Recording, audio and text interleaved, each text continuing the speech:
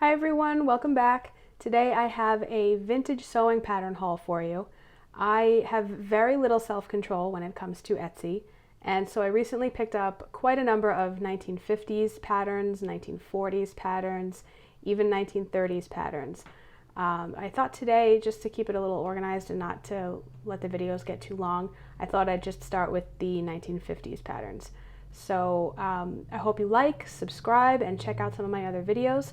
But in the meantime, without further ado, let's get into it. All right, first we have this advanced pattern 7833. It is a simple button-down shirt with some nice details here, the little bow collar, long sleeve, short sleeve options. But what I especially liked about this pattern was the design of the sleeve. I find this dolman sleeve to be easier to attach than the regular one-piece set-in sleeve that gets set in at the shoulder. Size 20, bust 38, which matches my sizes. And unfortunately, in the vintage pattern market, I do pay a little extra for higher sizes that are a little harder to come by. But it is what it is. Moving on. This one, advanced pattern 6536. Very nice looking dress with blazer to match. I like this little sweetheart neckline here. This one especially was another kind of rare size, 20 and a half.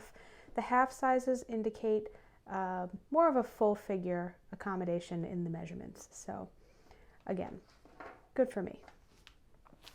A New York pattern. I don't have too many of these, so I like to grab them when I can.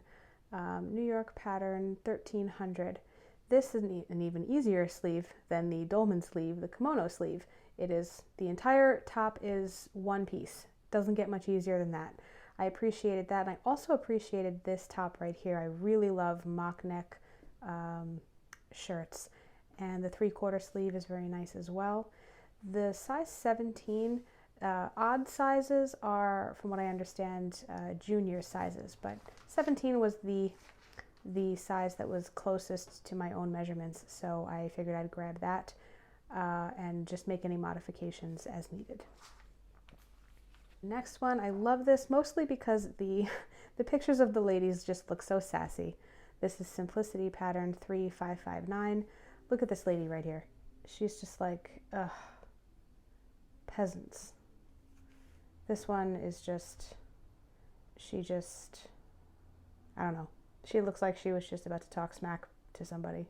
This lady's like, come on, what's happening here? Let's get a move on. Anyway, I love the design of these tops. The bow here, the center seam.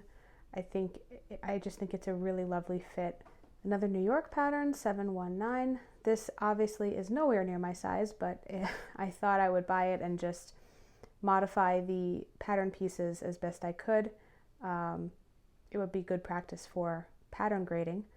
And I really just love, again, I love the design, the simplicity of these two tops. I thought this long sleeve kimono top with a V-neck was really unique. I really don't see that anywhere. So when you see something unique that you like, you kind of have to grab it, because with vintage patterns, you never know where you're going to find something. Another unique find, this Mccall's pattern 1376 for an apron that comes with the printed transfer on it. I think this is just absolutely adorable. It looks absolutely gorgeous. I can't get enough of the colors, the design. I don't know if I would ever wear a half apron. I rarely even wear full aprons, but it's just so adorable. I felt like I just had to have it. And lastly, for the 1950s is advanced pattern 8132, size 18 and a half, a little bit smaller. But again, I can just grade the pattern up if need be. This, I've come to understand these dresses are called wiggle dresses. And now that I've heard that term, I can kind of envision it. Whenever I see a picture of a woman wearing a so-called wiggle dress, I just imagine her wiggling in it. I don't know, it's funny. Again, I loved the center seam, the waist darts, and the little details up here. I like the option for a jacket. Just really chic and sophisticated design, in my opinion. And that's it for the 1950s patterns. We have Hollywood pattern Where's the number? 737. And this is just a very classic 1940s dress.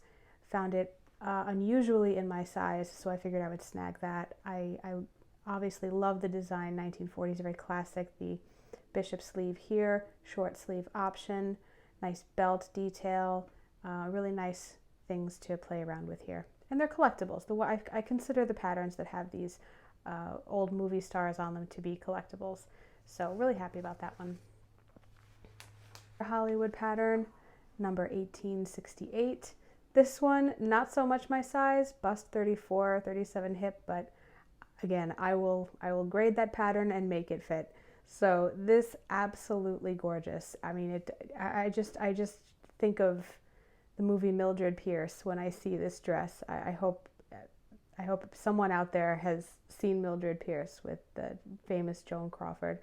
It looks like the height of rich, sophisticated 1940s lady with this dress right here. The peplum waist and the shoulder pads and even the bow detail over here.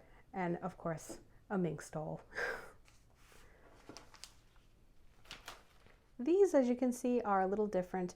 They are patterns for collars, not for entire garments. But I don't know, when I saw them, I just thought they were so adorable. I really loved the idea of making my own customized collar for another top or another dress even. So I just felt like I had to have it. And since the patterns were kind of in not the best condition, they were sort of discounted to account for that. And so I thought, even especially for that reason, I should grab it while I can. So really looking forward to hopefully doing something with these collars here. Thank you so much for tuning in for another video. I hope you enjoyed it. Please hit the like button, subscribe, and check out some of my other videos while you're at it. See you next time.